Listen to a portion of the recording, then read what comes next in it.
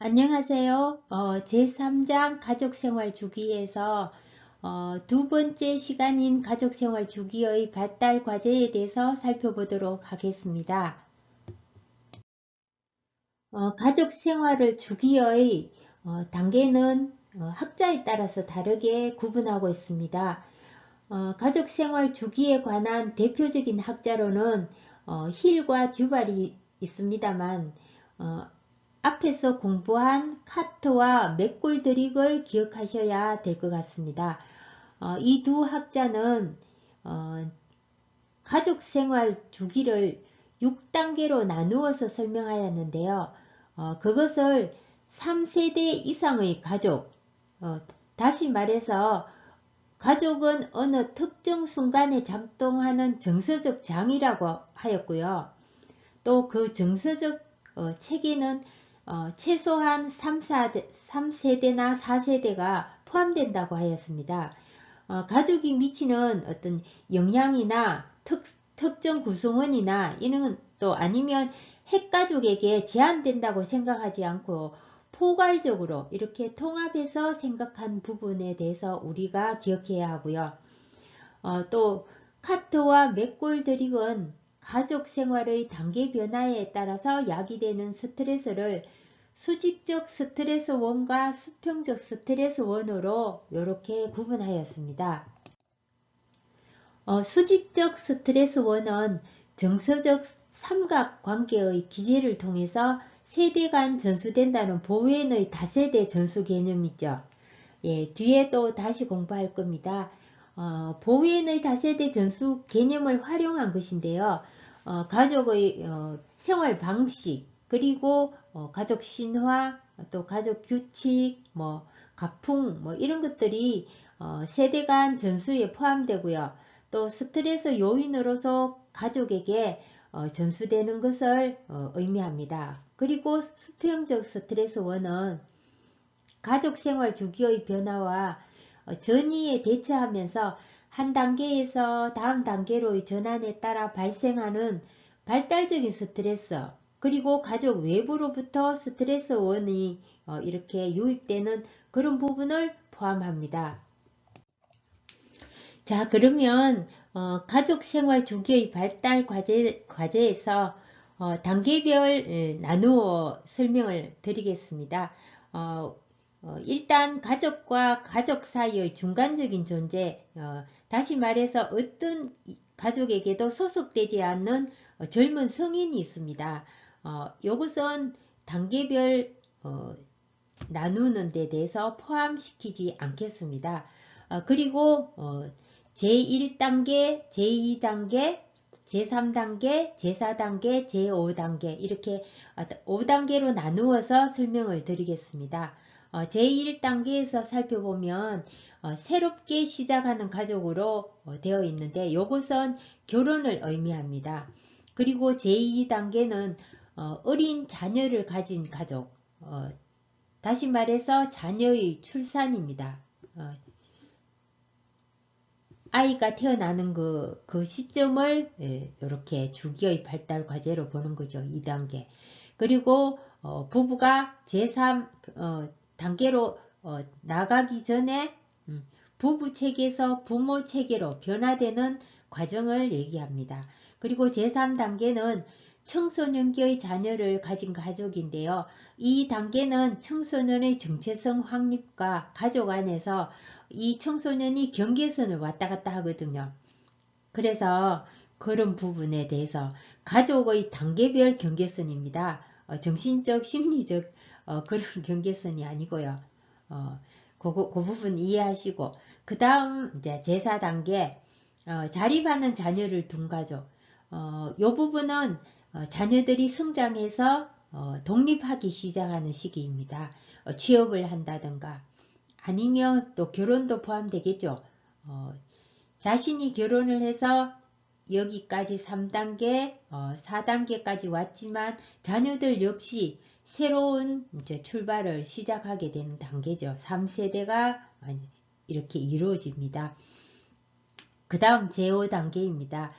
인생의 만년을 보내는 가족, 본인이 자녀를 이렇게 결혼을 시키고 또 분리되면서 자녀와의 관계에서 자녀가 또다시 출산을 하게 되죠. 그래서 본인이 4단계 중년에서 노년으로 가는 그 단계를 의미합니다. 제1단계 새롭게 출발하는 가족인데요. 이 단계는 두 남녀가 각자 원가족에게서 물리적, 심리적으로 분리해서 두 사람만의 세계를 만들어가는 것입니다. 따라서 가족 체계 수준에서 부부가 커플로서 잘 기능하기 위해서는 기본적인 규칙과 유형을 만들어 나가야 됩니다.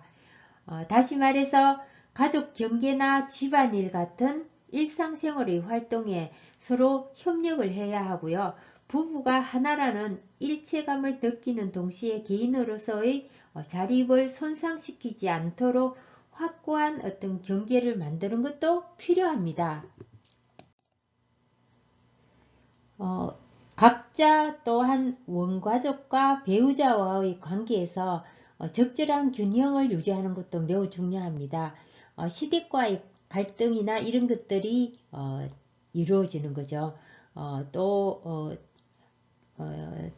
처가댁, 남자들로 보면 처가댁이고 여자들로 봐서는 시댁이죠. 그래서 이런 가족 안에서 일어나는 갈등들이 있습니다. 그리고 이 시기에 흔히 나타나는 갈등은 발달의 어떤 전 단계에서 해결되지 못한 문제들이 자신들도 모르는 사이에 신혼생활에서 드러나는 것입니다. 그러면 이 단계에서 발달 과제는 어떤 문제들이 보이는지 또 어떻게 하는 것이 중요한지 살펴보도록 하겠습니다. 자, 첫 번째로 결혼에 의한 새로운 부부 체계가 바람직하게 형성되기 위해서는 성숙한 남녀의 결합이 중요합니다. 그죠? 여기서는 성숙 또는 미성숙한 어떤 개인이 어떤 사람인가 이렇게 살펴보려고 한다면 미성숙한 사람은 감정이나 어떤 정서 이런 것들을 스스로 통제하지 못하고 충동적이거나 공격적인 행동을 하거나 또 퇴행적인 행동을 했을 때 우리가 미성숙하다라고 얘기할 수 있습니다. 그리고 성숙한 사람은 부모에게서 이제 분리되는 사람. 다시 말해서 우리 한국의 어떤 그 생활 방식은 애착 관계가 굉장히 밀착되어 있습니다. 물론 안 그런 사람도 최근에는 많지만 그래서 분리되어 있고 또 유연한 태도로 여러 사람을 상대하고 관계 형성을 하고 또 자기의 어떤 개성이나 주체성을 가지고 자신의 생활을 이렇게 이루어 영위해가는 사람이라고 할 수 있습니다. 이런 사람이 성숙한 사람이라고 우리가 볼 수 있겠죠. 그리고 두 번째, 결혼은 각자의 원가족에서 정서적으로 자립한다는 것을 전제로 성립해야 됩니다.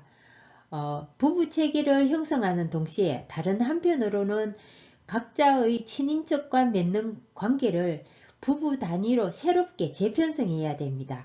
예전에는 원가족 안에서 이렇게 이루어졌던 어떤 가족 체계, 그죠?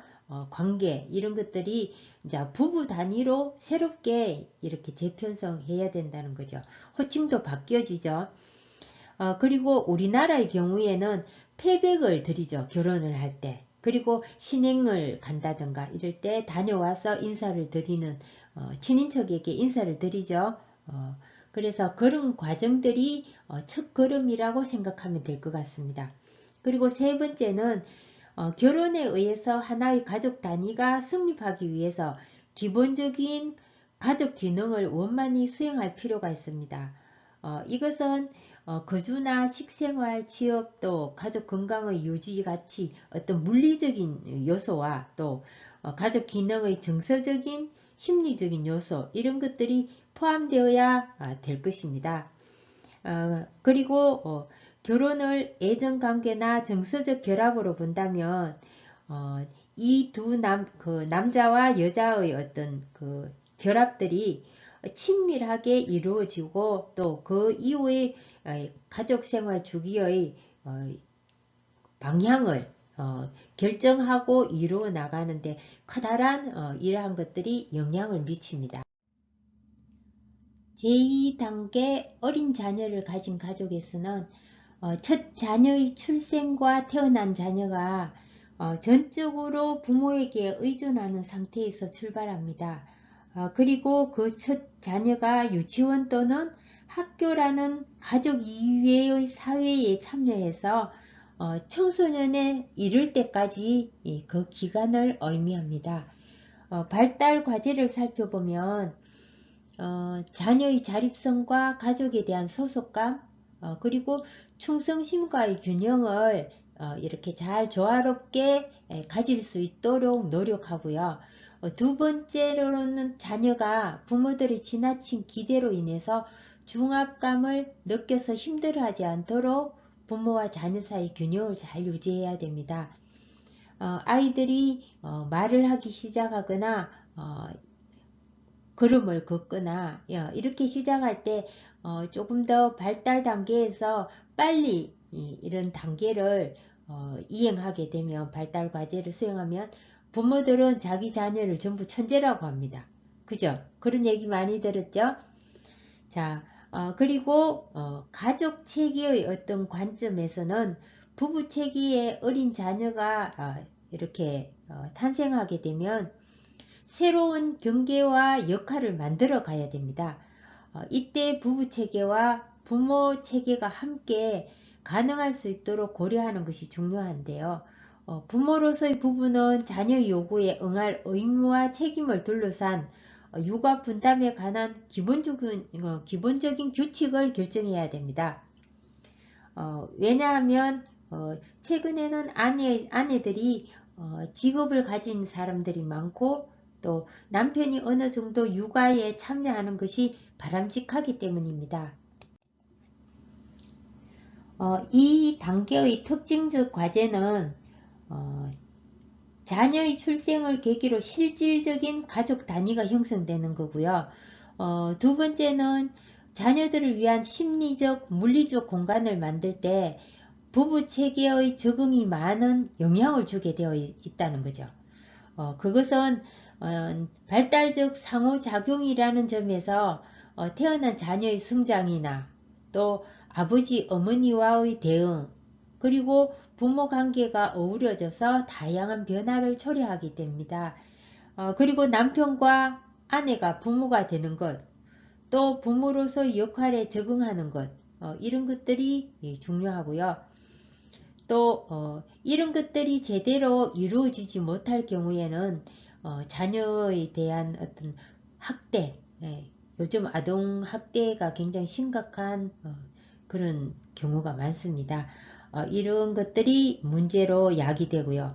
또 부모 또는 조부모 역할을 포함한 확대 가족과의 관계를 잘 형성해야 하고 또 그 관계를 잘 회복하는 것입니다. 그리고 자녀가 사회화의 발달입니다. 뭐 학교를 가든지 유치원을 가든지 이렇게 가족 안에서 벗어나게 되어서 사회로의 어떤 발달 단계입니다. 자녀의 발달 단계에서 이 외부와의 관계 형성은 굉장히 중요하고요. 이 단계가 어떤 의미에서는 가족이 가족답게 전개되는 시기라고 할 수 있습니다. 따라서 부모는 균형 있는 자녀 양육 태도를 확립하는 것이 굉장히 필요합니다. 자녀에 대해서 지나친 애착이나 아니면 또 뭐 아동에 대한 어떤 모성적으로 양육 박탈이라든가 이런 그 태도는 우리가 양육의 어떤 태도 연속선상에서 중용을 지켜서 유지하는 것이 상당히 필요합니다. 제3단계 청소년기의 자녀를 가진 가족에 대해서 살펴보겠습니다. 청소년기의 발달은 신체뿐만 아니라 심리적인 변화를 특징으로 들 수 있습니다. 자녀는 신체의 성숙에 적응해가면서 부모에게서 자립을 하게 됩니다. 10대의 자녀는 아동기에 형성한 자기상의 일부를 확립해 가면서 새로운 자아 정체성을 확립해 가고요. 또 부모 자녀 관계의 재정립의 단계입니다. 풀어서 설명하자면 자립이나 책임, 통제 이런 것들이 제각각 기본적인 신뢰관계를 파괴하지 않으면서 통합되는 것이 중요합니다. 이 단계는 부모가 아동기의 자녀와 나누었던 어떤 즐거운 교류의 그 경험이 더 이상 지속될 수 없다는 상실감을 느끼는 시기입니다. 이 단계의 가족들이 주로 호소하는 가족 문제는 자녀의 반항과 관련된 것입니다. 자녀가 볼 때는 부모가 잔소리가 많고 어린아이처럼 취급한다며 불평을 합니다. 근데 부모는 자녀가 자신을 무시하고 신뢰하지 않는다고 호소합니다. 또한 자녀 중에는 10대일 때 외모나 신장, 체중 등에 지나치게 신경을 써서 거식증 이런 것도 초래하죠. 그래서 사회생활을 회피하는 경우도 있습니다. 또한 식이장애의 문제 때문에 가족 관계 안에서 부모와 자녀 모두 의존과 자립의 갈등이 야기되는 시기입니다. 이 단계의 가족 발달 과제를 살펴보면 부모 자녀 관계에서 자녀들이 가족 체계를 자유롭게 드나들도록 허용하는 것으로 이행을 하고 있습니다. 그리고 자녀의 다양한 행동과 병행해서 중년기를 맞이한 부모가 청소년의 자녀로 인해서 가족 경계의 확대에 어떻게 적응하느냐의 문제이기도 합니다. 그리고 조부모와 관련된 여러가지 문제와 직면을 하게 되는데요. 조부모가 연로하여서 동거하는 문제나 아니면 병든 조부모를 돌보아야 하는 어떤 그 부부체계가 여러가지 스트레스가 가족에게 부각될 가능성이 높습니다. 또한 그러나 한편으로는 조부모와 손자 세대의 상호작용이라는 새로운 체계의 발전을 초래하기도 합니다. 제4단계로는 자립하는 자녀를 둔 가족입니다. 이 단계에는 자녀가 청년기를 맞이하면서 가정에 소속되지 않은 어른의 단계에 진입하면서 심리적 또는 물리적으로 가족에게서 벗어나 외부의 세계에 자기를 확립하는 시기입니다. 따라서 첫 자녀가 독립하여 사회적으로 자립할 때부터 막내 자녀가 독립하는 시기까지를 지칭합니다. 이 단계의 가족에게는 부모 자녀라는 기본 단계를 단절하지 않고 부모와 자녀가 분리되는 것이 굉장히 중요한데요. 이때 가족은 분리에 동반되는 상실감을 인내해야 합니다. 부모는 일상생활의 중심이 되었던 자녀가 떠나면서 정도의 차이는 있지만 슬픔을 경험하게 되는데 이러한 상태를 빈둥지 증후군이라고 부릅니다. 가족관계가 큰 장애나 문제에 직면하지 않고 순조롭게 발달하려면 부모와 자녀 모두 자녀의 자립에 대해서 충분한 준비를 해야 합니다.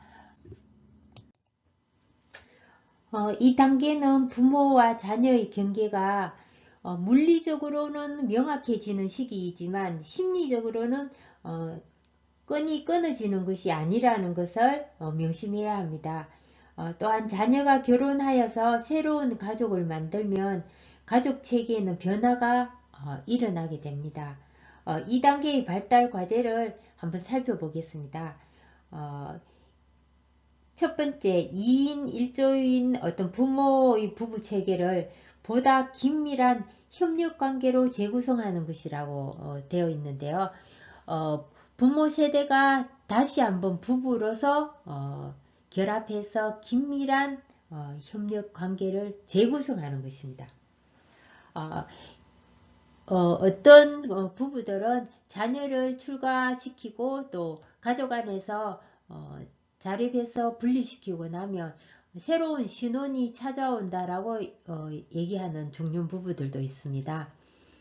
자, 그러면 두 번째, 성장한 자녀들과 그 부모가 어떻게 서로를 성인으로서 인정하면서 보다 안정된 가족관계로 이어나가는지, 그것이 또 문제입니다. 이성적으로는 이 단계에서 부모들은 뭐 자신의 일이나 대인관계, 뭐 여가 활용에 대해서 자기 중심적인 생활이 가능하긴 하지만 자신도 이 사회적 활동을 하는 데 있어서 그것을 자녀의 어떤 상실감에서 벗어나는 것이 사실은 어렵습니다. 그래서 이런 부분에 혹시 여러분들이 상담을 받게 된다면 현장에서 이러한 사람들에 대한 충분한 고려를 하여서 상실감을 회복할 수 있도록 도움을 주셔야 합니다. 그리고 세 번째로는 부모 세대가 자녀의 배우자나 손자와 어떻게 관계를 맺는가를 포함한 새로운 확대 가족과 관계 형성의 문제입니다. 보다 이 관계를 건전하게 잘 발전시키려는 노력이 서로가 필요합니다. 왜냐하면 관계가 확대 가족으로 갈 때는 뭐 장모도 새로운 가족의 일부이고 또 장인도 마찬가지겠지만 시부모와의 관계도 마찬가지입니다. 그리고 뭐 고모나 또 아니면 기타 등등 친인척들이 뭐 외삼촌부터 시작해서 이런 저쪽에 관계들이 다시 한번 재구성되는 시기입니다. 그리고 부모의 노화와 동반된 신체장애와 사별에 대해서 어떻게 대처하느냐의 문제입니다. 특히 자신의 부모가 사망함으로써 겪게 되는 상실 감정의 처리는 굉장히 중요한 과제입니다. 사람이 살아가면서 가장 큰 슬픔이나 상실감을 맛보는 것이 죽음입니다. 가족의 어떤 죽음인데요. 이러한 문제를 전후해서 또 일어나는 발생되는 유산상속 그리고 어린 시절 잠재되었던 형제간의 갈등 이런 것들이 퇴행 현상으로 나타나기도 합니다. 따라서 각종 정신의학적인 문제가 노출될 가능성도 이 시기에 잠재되어 있습니다. 제5단계 인생의 만년을 보내는 가족에 대해서 살펴보겠습니다. 이 단계는 가족 발달의 마지막 단계인데요. 모든 가족이 다양한 상실을 경험하게 되고 또 부모 세대는 노화 현상과 더불어 가까운 사람의 죽음에 직면하게 됩니다.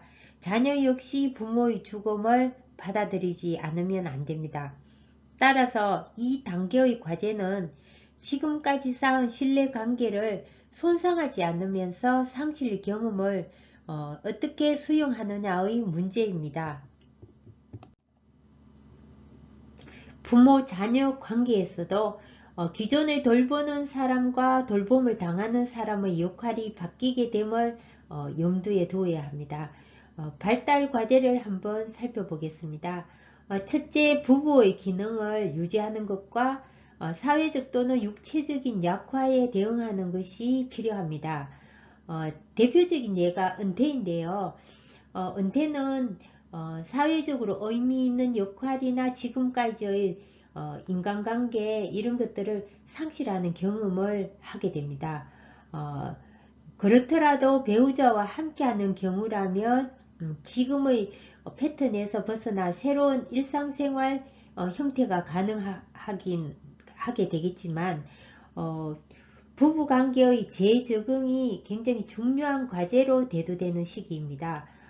그러나 배우자를 상실한 노년기라면 고독이나 상실감 때문에 자살이라는 극단적인 선택을 하는 경우가 있습니다. 이런 경우에는 자녀 부부와 갖는 관계가 매우 중요합니다. 둘째 이제 살펴보면 부부 세대가 중년에 접어든 자녀에게 가정 내의 중심적인 역할을 이양하는 것입니다. 그래서 가족 안에 있던 모든 각종 권한이나 지도력 이런 것들 자녀가 원만하게 이행할 수 있도록 이제 부모가 잘 그 역할 중심적인 것을 할 수 있도록 이제 도와줘야 합니다. 그리고 세 번째, 부모가 연장자로서의 지혜와 경험을 가족 체계 속에서 적절히 살릴 수 있는 기회를 가지는 것입니다. 대표적인 예가 손자에 대한 바람직한 조부모의 역할에 순응하는 것인데요. 이것은 조부모에게 커다란 즐거움을 줄 수 있습니다. 또한 손자와의 관계는 부모-자녀 관계와는 다르게 긴장이나 갈등이 없으므로 양면적인 감정을 초월한 애정 관계를 맺을 수 있는 이점이 있습니다. 여러분 시청하시느라고 수고 많으셨습니다. 미국의 유명한 강철왕 앤드류 카네기에 대해서 잠깐 설명드리겠습니다. 이것이 무슨 관계가 있나라고 생각하실지 모르지만 그 유명한 강철왕 앤드류 카네기도 굉장히 힘든 시기가 있었습니다. 젊은 시절 셀즈맨으로 이 집 저 집 방문하면서 물건을 팔러 다녔는데 어느 날 한 노인댁을 방문하게 되었습니다. 근데 그 집에서 벽 가운데 걸린 그림이 하나 있었는데 그 그림은 황량해 보이기까지 하는 쓸쓸한 해변에 초라한 나룻배 한 척과 낡아 빠진 노가 썰물에 밀려서 흰 백사장에 제멋대로 널려있는 그림이었습니다. 하지만 카네기는 그 그림에 완전히 압도되어서 노인에게 찾아가서 그 이후에도 세상을 떠나실 때 자신에게 꼭 달라고 간곡히 부탁하였습니다. 그 그림의 밑에는 어떤 글귀가 적혀 있었나 하면 반드시 밀물 때가 온다라는 짧은 글귀가 적혀 있었습니다. 그의 간절한 부탁은 받아들여져서 결국 그 노인은 그림을 카네기에게 주었는데 카네기는 그의 사무실 한가운데에 그 그림을 평생 동안 걸어 놓았습니다. 반드시 밀물 때가 온다는 메시지와 함께 그 그림은 카네기의 일생을 좌우한 굳건한 신조가 되었던 것입니다. 여러분에게도 그런 메시지를 줄 수 있는 좋은 시간이 되기를 바랍니다. 감사합니다.